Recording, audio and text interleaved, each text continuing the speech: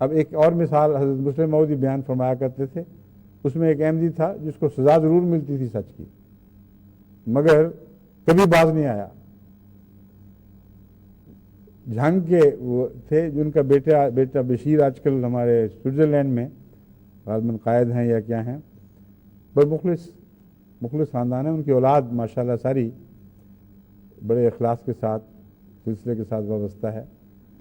میاں مغلا تھے وہ جھنگ کے ایک ایسے خاندان سے تعلق رکھتے تھے جو رسا گیر تھا، اور رسا گیر ان کو کہتے ہیں جو خود بھی چور ہوں، چور رکھے بھی ہوں، اور دوسرے لوگوں کے مویشی وغیرہ نکال کے لے آئیں، اور سب سے بڑی شان اس رسا گیر کی ہوتی تھی جس کا مویشی واپس نہ کرنا پڑے، اور اگر مویشی واپس کرنا پڑے تو اس سے ناک کٹ جاتی تھی، اور اگر پتہ چل جائے کہ یہ مویشی اس جگہ ہے اور اقرار ہو جائے تو پھر واپس بھی کرنا پڑتا تھا۔ تو میاں مغلا احمدی ہو گئے، احمدی ہو کر انہوں نے فیصلہ کیا کہ میں نے تو جھوٹ نہیں بولنا، اور چونکہ مخالفت بھی ہوئی، علاقے میں مشہور ہو گیا کہ میاں مغلا احمدی بھی ہو گیا اور کہتا ہے میں نے آئندہ سچ ہی بولنا ہے۔ تو جب بھی کسی کا کوئی جانور چوری ہو، بھینس، گائے، گھوڑی، اور پتہ یہ لگے کہ اس گاؤں تک پہنچی ہے، تو سارا گاؤں چوروں کی حمایت میں اٹھ کھڑا ہوتا تھا کہ سوال ہی کوئی نہیں، ہمارے گاؤں میں تو آئے کچھ نہیں، اور میاں مغلے کو بعض دفعہ مار کوٹ کے بند کر دیا کرتے تھے کمرے میں کہ اس کا پتہ نہ چلے کہ ہے کہاں۔ تو کہتے تھے کہ ہم تو نہیں مانیں گے، نہ قسمیں مانیں گے، نہ گواہیاں مانیں گے، میاں مغلا نکال کے لاؤ گے تو پھر ہم بات کریں گے۔ تو اس بیچارے کو پھر مجبوراً ان کو اس حجرے سے نکالنا پڑتا تھا، اور میاں مغلا بیان کرتے تھے کہ پھر اس وقت میری چٹکیاں کاٹی جاتی تھیں ساتھ ساتھ، یاد دلانے کے لیے کہ ہم بڑے ڈاڈے لوگ ہیں، چھوڑیں گے نہیں تمہیں۔ وہ پھر بیچارے ٹالنے کی کوشش کرتے تھے، وہ کہتے تھے دیکھو جی میں تو احمدی ہو گیا ہوں اور تم لوگ کہتے ہو کافر ہے، تو ان مومنوں کے مقابل پر کافر کی گواہی کا کیا مطلب؟ چھوڑو پرے، دفع کرو، یہ مومن گواہی دے رہے ہیں بس مان جاؤ۔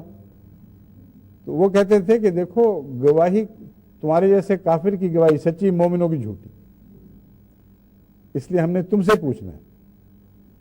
آخر منہ سے بات نکلوا لیتے تھے، وہ کہتے تھے مجھ سے پوچھنا ہے تو بھینس وہاں فلان جگہ ہے،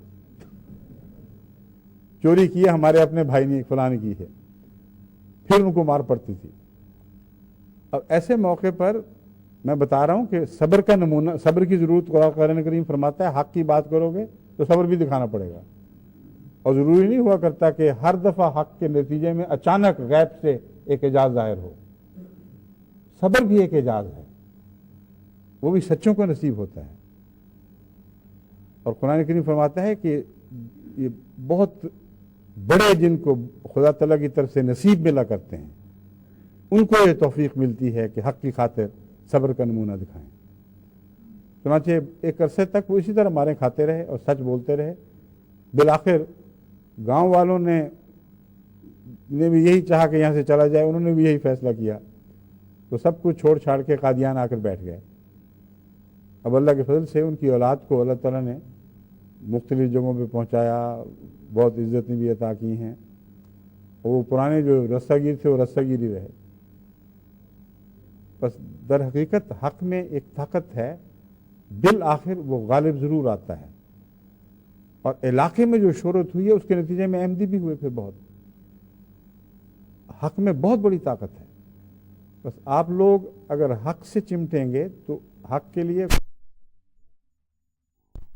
اور یہ بھی امید رہے گی کہ اللہ بعض دفعہ غیر معمولی شان سے آپ کی تائید فرمائے گا، اور روزمرہ کی زندگی میں ہمیں خدا تعالیٰ کے یہ تائیدی نشان دکھائی دیتے ہیں۔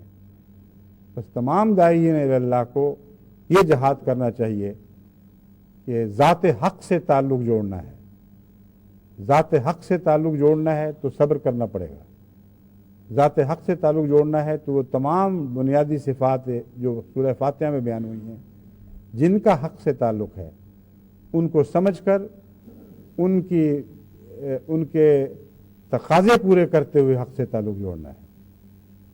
وہ بیان کیا تھا میں نے، مختصر میں آپ کے سامنے دہرا دیتا ہوں۔ پہلی یہ بات تھی کہ حق ذات وہ ہے جس کو حمد کی ضرورت نہ ہو، بس جھوٹا وہ ہے جس کو حمد کی احتیاج رہتی ہے۔ تو آپ اللہ تو نہیں بن سکتے، قابل تعریف ان معنوں میں تو نہیں ہو سکتے کہ سب حمد آپ کی ہو جائے، لیکن ہم سے بے نیازی بھی ایک چیز ہے، اور حق کی خاطر اگر ہم سے بے نیاز ہو جائیں تو خدا تعالیٰ کی صفت حمید میں سے ایک حصہ پا لیں گے، اور اسی حد تک آپ کے اندر حق کا نمائندہ بننے کی صلاحیت پیدا ہو جائے گی، کیونکہ بہت سے جھوٹ بولنے والے جھوٹی تعریف کی خاطر جھوٹ بولتے ہیں، جھوٹی باتوں کو اپنا کر، جھوٹی باتوں کو شیخیاں مار کے، جھوٹے اموال بتا کر اور کئی قسم کی ملمہ سازیاں کر کے وہ فائدے اٹھانا چاہتے ہیں۔ بس حمید کو، جو سچا حمید ہو، جھوٹ کی ضرورت نہیں ہے۔ اگر اس کمزوری پر آپ نے اپنی نگاہ نہ رکھی تو آپ کے اندر جھوٹ کی جڑیں قائم رہیں گی۔ یہ ہو نہیں سکتا کہ جب بھی آپ پر اپنی تعریف کروانے کا ابتلا آئے اور آپ پہلے سے اس کے لیے تیار نہ ہوں اور اس ابتلا میں کامیاب نکل جائیں۔ پہلے تیاری کرنی ہوگی۔ عام روزمرہ کی باتوں میں جہاں تعریف کی خاطر جھوٹ بولا جاتا ہے، آپ اچانک بیدار ہو کے دیکھیں کہ آپ کہیں ٹھوکر تو نہیں کھا رہے۔ یہ ورزش ہے جو کرنی پڑتی ہے روحانی۔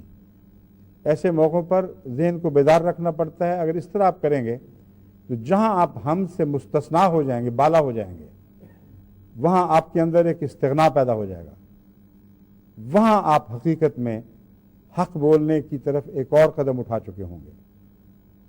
حضرت مسیح موعود علیہ السلام نے بھی اور حضرت خلیفۃ المسیح اول نے بھی ایک واقعہ بیان کیا ہے جو دراصل غالباً حضرت خلیفۃ المسیح اول ہی کا دیکھا ہوا واقعہ ہے، جو حضرت مسیح موعود علیہ السلام کی خدمت میں پیش کیا گیا ہے اور آپ نے بھی اسے استعمال فرمایا ہے۔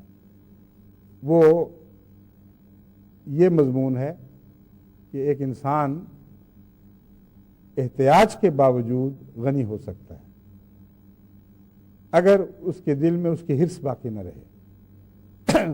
پس اگر حمد کی تمنا ہر وقت رہتی ہے اور یہی دل چاہتا ہے کہ لوگ تعریف کرتے رہیں، تو ایسا خوشامد پسند سچا نہیں ہو سکتا۔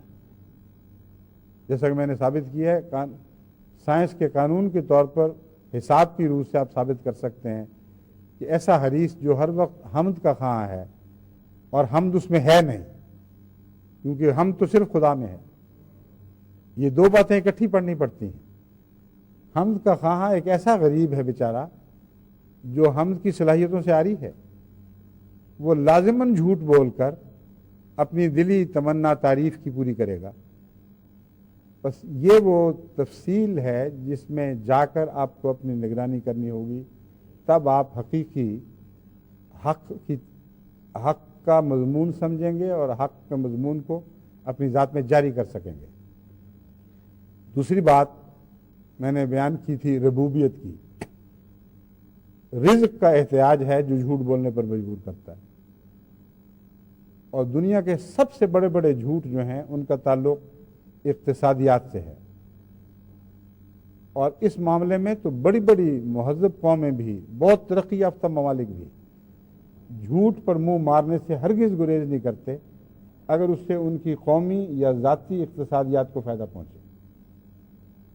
اور آپ رب بن نہیں سکتے کیونکہ رب ہی ہے جو سب کا والی وارث ہے، سب کو دیتا ہے، لیکن رزق کے احتیاج سے ان معنوں میں مستغنی ہو سکتے ہیں۔ آپ اللہ کو رب سمجھیں اور کسی اور کو رب نہ سمجھیں، اور حمد کے تعلق میں بھی یہی مضمون ہے جو آپ کو فائدہ دے گا، ورنہ یہ کوئی ایسی بات نہیں ہے جو از خود اچانک آپ فیصلہ کر لیں ہم سچے ہو جائیں گے اور سچے ہو جائیں۔ ان باریکیوں سے اس مضمون کو سمجھ کر اپنی ذات میں اس مضمون کو جاری کرنا ہوگا۔ اب حمید ذات سے تعلق جوڑیں اور اسی کو صاحب حمد سمجھیں، پھر اگر حمد کی تمنا ہے تو وہیں سے پوری ہوگی۔ دیکھیں اللہ تعالیٰ اللہ تعالیٰ حمید ہے، اور سب سے زیادہ حمد باری تعالیٰ کرنے والا احمد تھا، یعنی حضرت محمد رسول اللہ صلی اللہ علیہ وسلم۔ اور سب سے زیادہ تعریف جس وجود کی گئی ہے وہ محمد ہے، اور یہاں اللہ حمد بن گیا اور محمد رسول اللہ کو محمد بنا دیا۔ تو یہ حمد کا مضمون ہے۔ اگر ایک انسان کامل طور پر توکل کرے اور یقین رکھے کہ حمید صرف وہ ہے اور کوئی نہیں ہے، اور تمام تر حمد اس کی طرف منسوب کر دے، تو حمد کی خواہش پھر اوپر سے پوری ہوگی، پھر اللہ صاحب حمد بنائے گا، اور ایسے شخص کو کسی جھوٹ کے سہارے کی ضرورت ہی کوئی نہیں رہتی۔ اگر ربوبیت کی تمام تر صفات اللہ کی طرف منسوب کی جائیں اور یقین کیا جائے کہ اللہ ہی ہے جو رزق عطا فرمانے والا ہے، اور اگر وہ نہیں عطا فرماتا تو میں کسی اور سے نہیں مانگوں گا، اور کسی اور رزق سے کے سامنے سر جھکا کر شرک نہیں کروں گا۔ ایاک نعبد و ایاک نستعین کا جو وعدہ بعد میں آنے والا ہے، یہ وہی مضمون ہے۔ اللہ کو رب مان جائیں اور پھر کسی اور کی طرف توجہ نہ کریں، تو پھر آپ ربوبیت کے معاملے میں خدا کی صفت ربوبیت کے حصہ دار بن جاتے ہیں۔ پھر آپ کو وہ لوگوں کی پرورش کرنے والا بناتا ہے۔ حضرت مسیح موعود علیہ السلام فرماتے ہیں کہ ایک دور مجھ پر یہ تھا کہ میں دسترخوانوں کے بچے کھچے ٹکڑے کھایا کرتا تھا، یہی میری غذا تھی۔ آج دیکھو لاکھوں ہیں جو میرے دسترخوان سے کھانے کھا رہے ہیں۔ تو جو رب کی خاطر غریب ہو جاتے ہیں ان کو اللہ پھر ربوبیت کی صلاحیتیں عطا کرتا ہے، ان کو ربوبیت کا مظہر بناتا ہے، ان کے لنگر جاری کرتا ہے۔ اور اس وقت تک حضرت مسیح موعود علیہ السلام کے 100 سے زائد ممالک میں لنگر جاری ہو چکے ہیں۔ ابھی جو جلسہ جاری ہوگا یہ وہی لنگر ہے جو آپ اب دیکھیں گے۔ تو دیکھیں خدا تعالیٰ کس طرح تھوڑی سی قربانی کو اتنا بڑھا کر دیتا ہے۔ بس جو ربوبیت میں اپنے رب کے ساتھ تعلق قائم کر چکا ہو، جس کی ساری ضرورتوں کا اللہ کفیل ہو چکا ہو، جسے وہ آسمان سے آواز دے کہ الیس اللہ بکاف عبدہ، اے باپ کی جدائی کا غم کرنے والے، کیا تو جانتا نہیں ہے کہ اللہ اپنے بندے کے لیے کافی ہے؟ اس کو پھر جھوٹ کی ضرورت کیا ہے؟ جب سچے خدا سے اس نے رزق کی ساری ضرورتیں مانگ لی اور اسے اپنا کفیل بنا لیا۔ بس ربوبیت میں بھی آپ کو خدا سے تعلق جوڑ کر ہی حق بننا پڑے گا۔ ربوبیت کے تعلق میں بھی آپ ہمیشہ اس خطرے میں ہیں کہ آپ جھوٹ بولیں، کیونکہ ربوبیت کی ضرورت ہر انسان کو ہے۔ لیکن سچے رب سے جب تعلق مان لیں گے تو پھر آپ کو جھوٹ کی ضرورت نہیں پڑے گی۔ اسی طرح یہ مضمون آگے تک بڑھتا ہے، کیونکہ اب وقت ختم ہو چکا ہے، میں اسے چھوڑتا ہوں، مگر آخر پر یہی میرا زور ہے کہ آپ اپنے اندر اگر انقلاب کی صلاحیتیں پیدا کرنا چاہتے ہیں، آپ کی مٹھیوں میں وہ تار تھمائے جائیں جو مسیح موعود علیہ السلام کی مٹھیوں میں تھے، جو انقلاب کے تار تھے۔ ایک ہی رستہ ہے کہ آپ سچے ہو جائیں، حق کو اختیار کر لیں، اور حق سے غیر معمولی طاقت آپ کی زبان میں پیدا ہو جائے گی، آپ کے کلام میں پیدا ہو جائے گی، اور جو کمزوریاں باقی رہ جائیں گی وہ آسمان سے پوری ہوں گی۔ خدا خود پھر اترتا ہے، اپنے جبروت کے نشان دکھاتا ہے، اور وہ لوگ جو حق میں صبر کے ساتھ اس کے لیے قائم رہتے ہیں، اس کے ساتھ قائم رہتے ہیں، ان کے حق میں نشان دکھاتا ہے۔ اللہ تعالیٰ ہمیں اس کی توفیق عطا فرمائے۔